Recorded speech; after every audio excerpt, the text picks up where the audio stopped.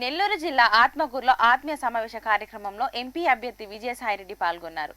ఆత్మకూరు వైఎస్ఆర్సీపీ కంచుకోటలోని వచ్చే ఎన్నికల్లో భారీ మెజార్టీతో గెలుస్తుందని ఆయన ధీమా వ్యక్తం చేశారు. అదేవిధంగా జిల్లాలో ఎంపీ స్థానం కూడా భారీ మెజార్టీతో గెలుస్తుందన్నారు.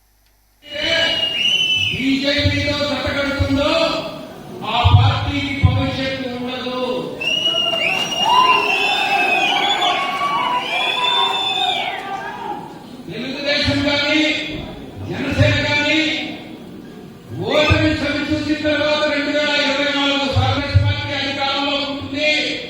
ఈ యొక్క కూటమి ఒకటై ప్రతిపక్షంలో ఏదో కొద్ది స్థానాలతో కూర్చుంటుంది అన్నటువంటి విషయాన్ని తెలియజేస్తాం. ఒక దురుద్దేశంతో, ఒక అల్టీరియర్ మోటివ్తో చంద్రబాబు నాయుడు మనం బీజేపీ ప్రభుత్వాన్ని సపోర్ట్ చేశామంటున్నాడు. మనం కేంద్ర ప్రభుత్వాన్ని సపోర్ట్ చేశాం. కేంద్రంలో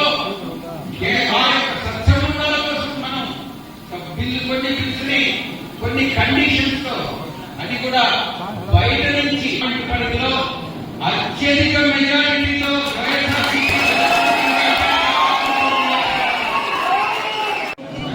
ఆత్మకూరు నియోజకవర్గ